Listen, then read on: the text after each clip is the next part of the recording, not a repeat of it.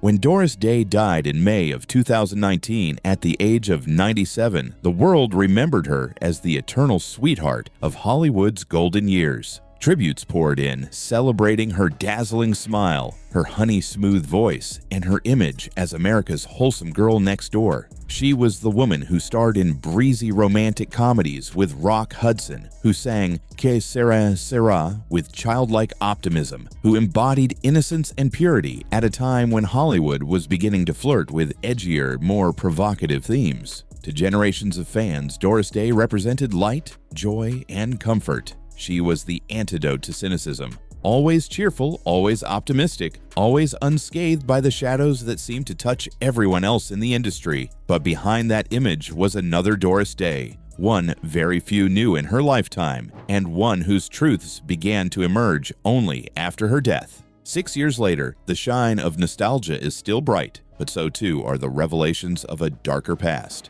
A childhood scarred by betrayal, marriages haunted by abuse and manipulation, financial ruin at the hands of those she trusted, and personal tragedies that stood in sharp contrast to her public smile. Her story is not the tale of Hollywood perfection, it is the story of survival. And to understand why Doris Day's hidden past matters, one must first understand how carefully the illusion of her public persona was built, and how bravely she lived with the reality that lay beneath. The illusion of perfection. In the 1950s and 60s, Doris Day was Hollywood's reigning queen of innocence. Studio publicity machines presented her as the perfect American woman, virtuous, clean, dependable, and wholesome. She was the kind of star parents approved of, the kind of actress who could charm audiences without scandal. Her films reinforced this image. In Pillow Talk, 1959, Lover Come Back, 1961, and That Touch of Mink, 1962, she played women who were witty, beautiful, and modern, but who always maintained a virtuous dignity. Unlike the sultry bombshells of the era, Doris Day's characters resisted temptation until the wedding bells rang. Her image was so consistent that critic Pauline Kael famously quipped that Doris Day was the 40-year-old virgin. What audiences didn't know was that the purity of Doris Day on screen bore little resemblance to Doris Day off-screen. She was not naive, nor untouched by hardship. In fact, by the time she was Hollywood's biggest star, she had already endured more heartbreak than most people experience in a lifetime. A childhood scarred, Doris Mary Ann Kappelhoff was born in Cincinnati, Ohio in 1922. She was the daughter of William and Alma Kappelhoff, a middle-class couple of German descent. From the start, music filled her life. Her mother was an avid music lover, and young Doris discovered an early talent for singing and dancing. But her childhood was far from idyllic. When she was still a girl, her father betrayed the family. Doris discovered that he had been unfaithful to her mother, a revelation that shattered her trust in men and haunted her throughout her life. In later interviews, she admitted she never truly forgave him, and the wound shaped her relationships forever. Then, at just 13 years old, Doris's dreams of becoming a professional dancer were destroyed. She was riding in a car with friends when it was struck by a train. Her right leg was badly broken, ending her dance ambitions. During her long recovery, she turned to singing. Confined at home, she listened to the radio endlessly, imitating singers like Ella Fitzgerald and Benny Goodman. Her voice developed into a rich, natural instrument, and soon she began performing on local radio. What seemed like tragedy at 13 ultimately redirected her path toward stardom, but beneath the success story was the reality. Doris Day's career began in pain, disappointment, and betrayal, themes that would repeat throughout her life.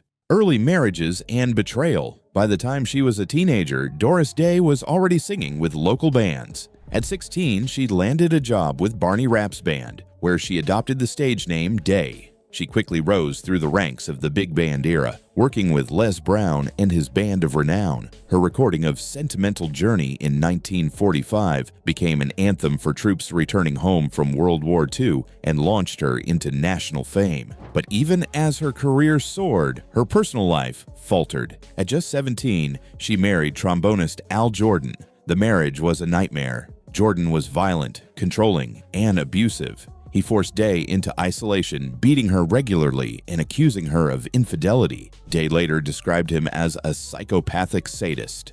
The abuse was so severe that she fled with her infant son Terry, ending the marriage in 1943. Her second marriage to saxophonist George Weidler was no better. Weidler was dismissive of her career and quickly abandoned her, leaving Day devastated. By her mid-20s, Doris Day had endured 2 failed marriages, one violent and one cold, and was raising a child as a single mother while struggling to find her footing in Hollywood. And yet, when audiences looked at Doris Day, they saw only sunshine. Hollywood stardom and the manufactured image Day's big break came when band leader Les Brown encouraged her to audition for Warner Brothers in 1948. She made her film debut in Romance on the High Seas. Her charm, warmth, and natural comedic timing lit up the screen. Audiences adored her, and the studio quickly realized they had found something special. But with that realization came control. Warner Brothers executives molded her image carefully. They dressed her in conservative costumes, promoted her as a wholesome alternative to the sexualized bombshells of the era, and pushed her into roles that reinforced her good girl persona. It worked. Day became one of the most bankable stars of the 1950s and 60s.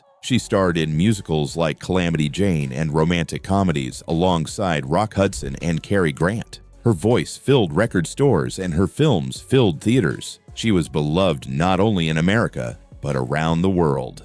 Yet the Doris Day seen on screen was not the Doris Day living off screen. In reality, her personal life was unraveling. The Marty Melcher years. In 1951, Doris Day married her third husband, film producer Marty Melcher. At first, the marriage seemed promising. Melcher took charge of her career, negotiating contracts and guiding her through Hollywood's maze. But behind the scenes, he was controlling and manipulative. Day later revealed that Melcher was financially reckless. He invested her earnings in risky ventures, often without her knowledge. Worse, he and his lawyer Jerome Rosenthal embezzled much of her fortune. When Melcher died suddenly of a heart attack in 1968, Doris discovered that the millions she had earned over decades of work were gone.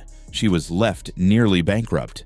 As if that weren't enough, she also discovered that Melcher had signed her into a television series, The Doris Day Show, without her consent. Suddenly widowed, broke, and trapped in a contract she never wanted, Day had no choice but to take on the role. She did it with professionalism and grace, turning the sitcom into a success. But behind the scenes, she was furious at the betrayal. In later years, she called the experience one of the most devastating of her life. The lawsuit determined to fight back. Doris Day sued Jerome Rosenthal, Melcher's lawyer and business partner. The case dragged on for years, with Day testifying about the financial manipulation that had cost her everything. In 1974, she won a landmark judgment of $22 million, one of the largest awards ever granted in a civil case at the time. But the victory was bittersweet. The money could never undo the years of exploitation, nor the betrayal she felt at the hands of those she trusted most. It was yet another reminder of the gap between Doris Day's public image and private reality. On screen, she was the innocent ingenue. Off screen, she was a woman who had endured abuse, betrayal, and financial ruin. Personal tragedies. The greatest heartbreak of Doris Day's life came in 2004 when her only son, Terry Melcher, died of melanoma at the age of 62. Terry had been a successful music producer, working with bands like The Byrds and the Beach Boys. He was also famously linked to the Charles Manson story, as Manson believed Terry had slighted him and targeted his home in the 1969 murders that left actress Sharon Tate and others dead. For Doris, Terry was her world. She had raised him largely on her own, enduring abusive marriages and financial ruin to protect him. His death devastated her. Friends said she never fully recovered from the loss. By the time she died in 2019, Doris Day had outlived nearly everyone close to her. 6 years after her death, Doris Day's story looks very different than the one Hollywood sold for decades. Behind the dazzling smile and cheerful songs was a woman who endured betrayal from her father, violence from her husbands, theft from her business partners, and the ultimate tragedy of losing her only child. And yet, perhaps her greatest secret is not the darkness, but the resilience. For all she endured, Doris Day continued to sing, to act, to charm, and to fight. She never allowed the hardships to define her publicly, even as they consumed her privately. The truth about Doris Day is not the story of Hollywood's perfect golden girl. It is the story of survival. When Doris Day retreated from the public eye in the 1970s, many assumed her story had ended. Hollywood's brightest star of the 1950s and 60s had faded into quiet retirement, her radiant smile preserved forever in films and records. But her decision to step away was not about comfort or complacency. It was survival. After years of betrayal, abuse, and loss, Day deliberately turned her back on the machinery of fame and created a new life for herself. One rooted not in Hollywood's illusions, but in causes she truly believed in. The world saw only fragments of that later life.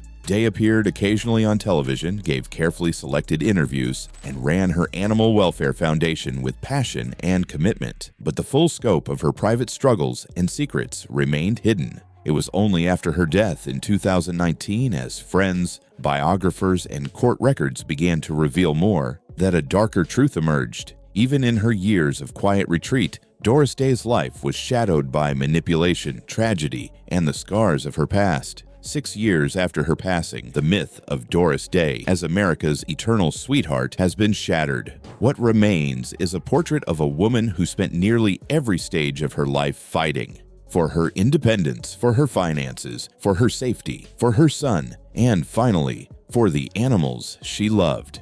The forced television. Years after the death of her third husband, Marty Melcher, in 1968, Doris discovered she had been signed, without her knowledge or consent, into a television contract. She had never wanted to star in a sitcom. To her, television was a step down from the prestige of film. But faced with financial ruin from Melcher's mismanagement, she had no choice. Thus, The Doris Day Show was born. The series premiered in 1968 and ran for 5 seasons. Though Doris gave it her trademark professionalism, the show was a source of bitterness. It was a contract she had not agreed to, and every week on set reminded her of the betrayal. She was nearly 50 years old, exhausted from years of work, grieving her husband, and now thrust into a medium she had not chosen. Yet she carried on. She turned the show into a ratings success, proving once again her resilience and talent. Audiences saw the same sunny Doris they had adored for years, never knowing that behind the camera she was barely holding her life together. When the series ended in 1973, Day walked away from acting altogether. It wasn't just retirement, it was escape. Hollywood had given her fame and fortune, but it had also taken everything: her privacy, her money, her son's peace of mind, and much of her trust in people, animal advocacy. A new mission. Out of that escape, however, came a new chapter. Doris Day had always loved animals. Even during her busiest years in Hollywood, she was known for rescuing stray dogs and cats, often bringing them home from sets or finding them permanent homes with friends. In the 1970s, she turned that love into a mission. She founded the Doris Day Pet Foundation, later renamed the Doris Day Animal Foundation, dedicated to animal welfare, rescue, and advocacy. At a time when animal rights were far from mainstream, Day became one of the movement's most visible champions. Her foundation provided funding for spay and neuter programs, supported shelters, and raised awareness about cruelty in industries ranging from entertainment to food. She used her fame not for publicity, but for purpose. Friends recalled that by the end of her life, her home in Carmel, California, was filled not with Hollywood mementos, but with rescued animals. To the public, this chapter seemed like a happy ending. Doris Day, the girl next door, now spending her twilight years surrounded by the creatures she loved most. But even in this new life, darker truths lingered. The shadows of betrayal. Even after her lawsuits against Jerome Rosenthal and her financial recovery, Doris Day remained haunted by betrayal. She trusted few people and grew increasingly reclusive. Her relationships with some family members and friends became strained, often over money or perceived manipulation. Some reports suggest that even in her final years, those around her sometimes took advantage of her fame and fortune. Lawsuits emerged after her death, alleging mismanagement of her estate, claims that echoed the exploitation she had endured decades earlier. Friends noted that Doris's greatest vulnerability was her kindness. She wanted to believe the best in people, and that made her susceptible to those who saw her as a resource rather than a person. In this way, the cycle of betrayal that had marked her early life continued into her later years. The mystery of the missing funeral. When Doris Day died on May 13, 2019 at the age of 97, the news rippled across the world. Obituaries celebrated her as America's sweetheart, the star who brightened the screen with her voice, her charm, and her effortless optimism. Fans assumed Hollywood would soon erupt in tributes. They imagined a memorial attended by actors and musicians, a service filled with music, speeches, and memories. After all, Doris Day had given decades of joy to millions. Surely the industry she helped define would honor her with a fitting farewell. Instead, there was nothing. No funeral, no public ceremony, no grand procession of stars. Day had left behind explicit instructions. No funeral service, no memorial gathering, no grave marker to visit. She wanted no monuments in her name, no elaborate tributes, no shrine for admirers to gather around.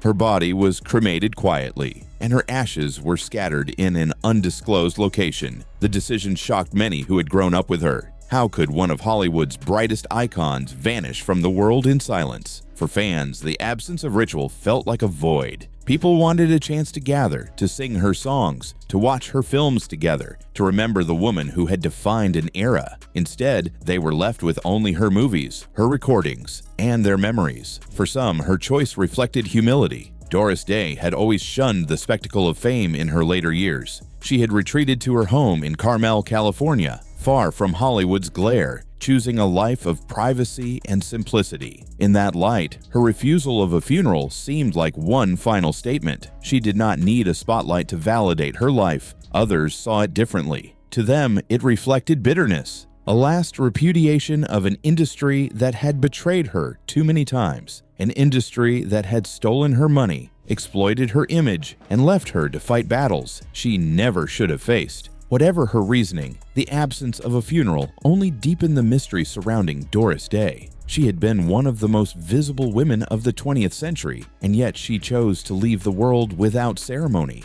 6 years later, fans still grapple with that choice. How could someone who gave so much joy, who embodied hope and optimism for millions, vanish so quietly? Perhaps that silence, that refusal of spectacle, was her most honest act of all. A reminder that beneath the legend was a private woman who, even in death, chose to live life on her own terms. The secrets of her son.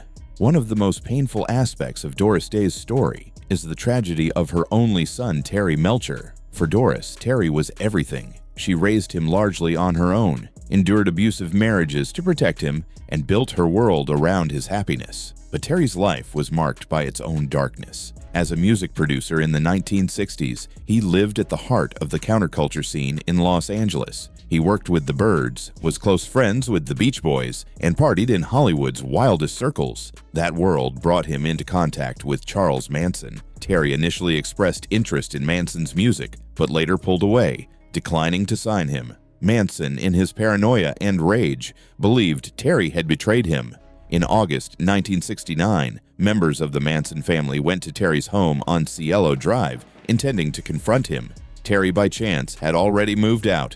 Instead, Manson's followers murdered actress Sharon Tate and 4 others. The massacre haunted Terry Melcher for the rest of his life. He lived in fear that Manson's followers would come for him. He became more reclusive, struggled with depression, and often leaned on his mother for emotional support. When Terry died of melanoma in 2004, Doris was devastated. Friends said she never truly recovered from the loss. The death of her only child left a void that no career, no animal advocacy, no adoring fans could ever fill. Doris Day's private bitterness. To the world, Doris Day was eternally sunny, but in private, friends say she carried bitterness. She rarely spoke about her abusive marriages, preferring to bury those memories under a cheerful public persona. But the scars never healed. Her father's betrayal, her first husband's violence, Marty Melcher's financial exploitation, all of it left her wary of men and distrustful of relationships. Though she married a 4th time to Barry Comden in 1976, the marriage ended within a few years. Day admitted that by then she no longer believed in the promise of love. Instead, she devoted herself to her animals, her foundation, and her close circle of trusted friends. To the end, she kept her private life carefully guarded, refusing interviews that pried too deeply or biographies that sought to dig into her secrets. Yet after her death, those secrets emerged anyway. Biographers documented the abuse. Lawsuits revealed the financial betrayals. Friends confirmed the bitterness. The woman once seen as untouched by darkness was in fact defined by it. A legacy reconsidered. 6 years after Doris Day's death, her legacy looks very different from the one Hollywood crafted. She is no longer remembered solely as the smiling, innocent star of romantic comedies. Instead, she is remembered as a survivor. Her story forces us to reconsider the cost of fame. Hollywood created Doris Day the image, pure, wholesome, eternally cheerful. But behind that image was Doris Day, the woman, betrayed by her father, beaten by her husband, robbed by her partner, and devastated by the death of her son. And yet, through it all, she never stopped working, never stopped smiling, never stopped giving. Her resilience was extraordinary. She turned personal tragedy into strength, financial ruin into lawsuits that set legal precedents, and heartbreak into advocacy that saved thousands of animals. That is the true legacy of Doris Day, not innocence, but endurance. Why the hidden past matters. The revelations about Doris Day's hidden past are not about tarnishing her memory. They are about understanding her humanity. For decades, audiences were told she was perfect, untouched by pain, uncorrupted by Hollywood. The truth is far more inspiring, because if Doris Day could survive betrayal, abuse, financial ruin, and personal tragedy, and still rise each morning to sing, act, and fight for what she loved, then her story is not one of perfection, but of strength. Her hidden past shows us that even icons suffer, even legends struggle, even America's sweetheart had secrets. And by acknowledging those truths, we honor not just the image, but the woman herself. Doris Day's life was filled with songs, smiles, and cinematic magic. But 6 years after her death, her hidden past reminds us that beneath every legend lies a human being with scars, secrets, and struggles. What do you think? Does learning the darker truths about Doris Day change how you see her legacy, or does it make her even more remarkable? Let us know your thoughts in the comments below. And don't forget to subscribe for more untold stories of Hollywood's greatest icons. You're watching Icon Legends, where the truth behind the legend is finally revealed.